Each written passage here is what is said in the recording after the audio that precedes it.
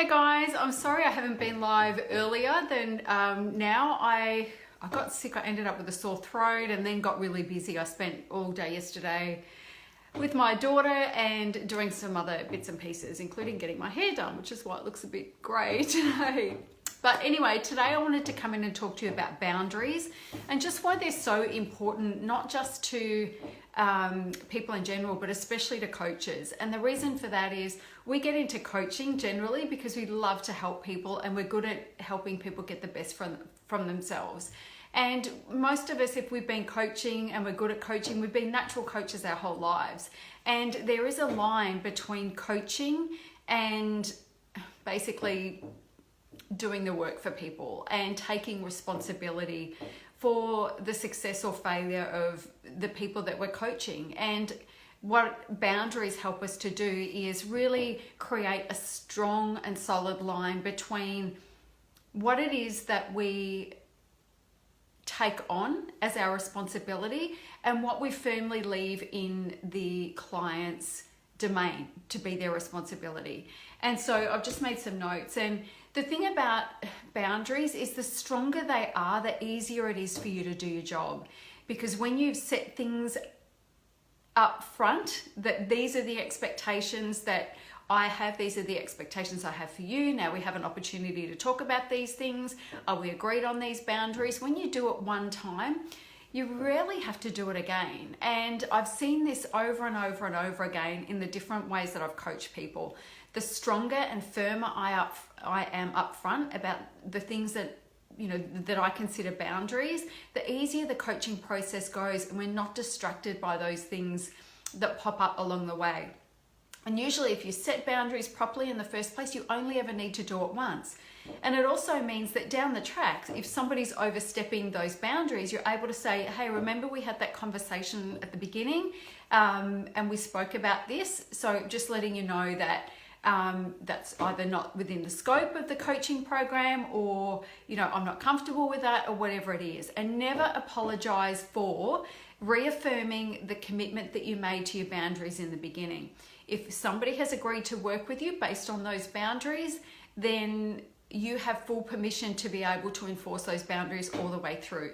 But usually if you do it right in the beginning, you don't have to worry about it again. Boundaries are not just things that we set for our clients, but they're also things that we need to set for ourselves. And the reason for that is coaches tend to be overgivers. We want the best for our clients, and we're going to go out of our way. We're going to go beyond what we need to do typically to get them a result, because we feel like it's our responsibility. And so we have to be really clear on our own boundaries so that we don't encroach on our own boundaries, because that is going to get in the way of being a good coach as well. For example, this is just a basic one, but for example, say you've made a boundary that I'm not going to answer emails, or I'm not going to answer emails after 5 o'clock, or it might be I'm not going to communicate with my clients via Facebook Messenger. And you might be sitting there one day and you see something come in and it might be 10 past 5, or you think, oh, it won't hurt just this one time to respond via Messenger. You open a can of worms and it's hard to come back from that. Clients don't respect it when you encroach on one of your own boundaries or go back on one of your own boundaries and then you decide to reinforce them again. It just doesn't work. It's like, if you've got kids, or you've seen it, where you go to the shopping center, you check at the checkout aisle and your kid's like, I just want a lolly, and you're like, no, you're not having a lolly. And then that one time you give them a lolly, then they expect a lolly every time you go through the freaking checkout. It's like that. And I know it sounds basic, and I'm not in any way condescending to coaching clients, but it's just the way that it is. It's human nature. If you go and you say, our communication takes place via email or whatever, I don't respond to messages on Facebook, then if you don't respond to that message and that person brings it up and says, oh, you should have been answering my messages. Well, remember at the beginning, we had this conversation about that. And the reason that I have this in place is because I find that if I open that door, I can be on Messenger and it interferes with my personal life. So that's not how I'm doing that. Be really clear and really solid in your conviction around reinforcing those boundaries. But the other thing that it does as well is it helps you to be accountable to yourself so that you don't overgive, because trust me when I say clients do not value it.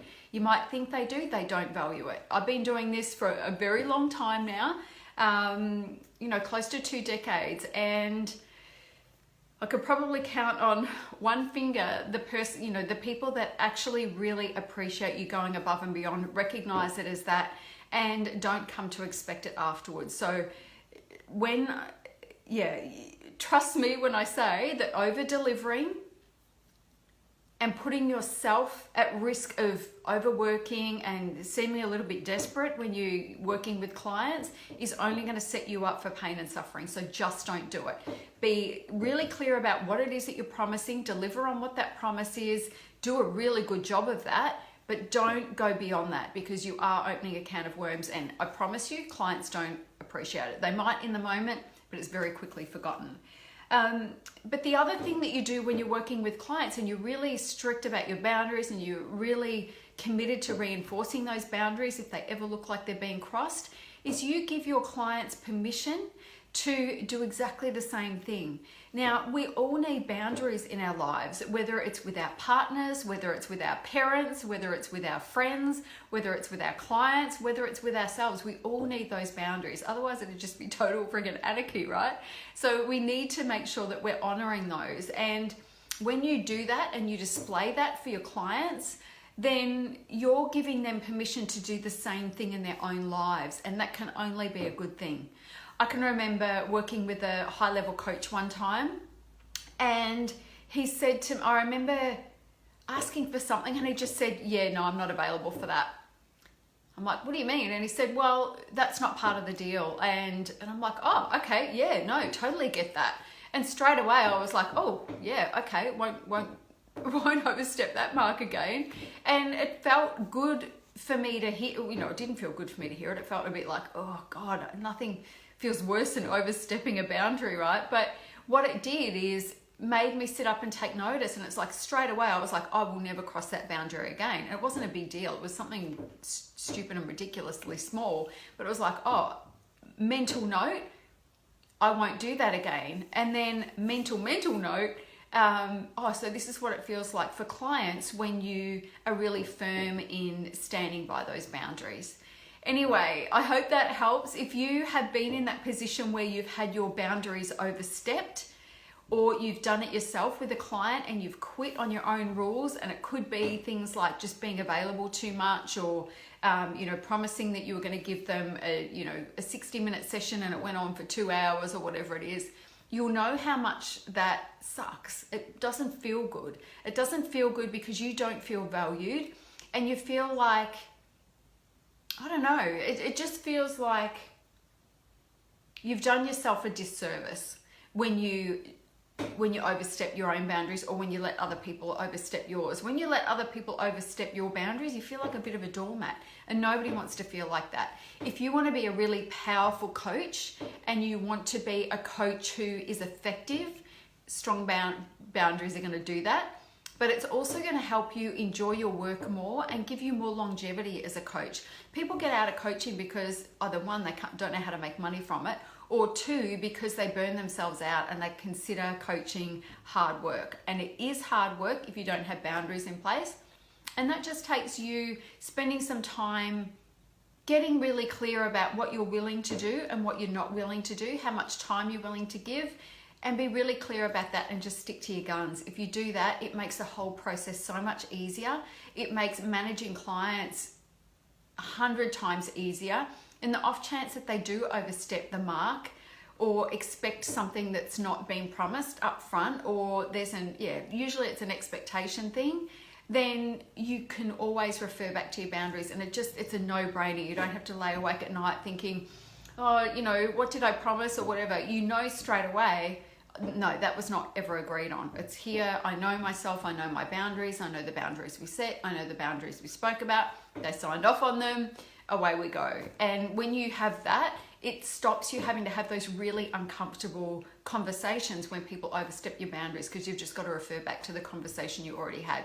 Anyway, I hope that helps. rookie error is always to let people trample all over your boundaries and for you to trample all over your own. I can only speak this stuff because I've been there, done that, had the t-shirt and all the rest of it. Anyway, have a great day. I'll be back tomorrow. Bye.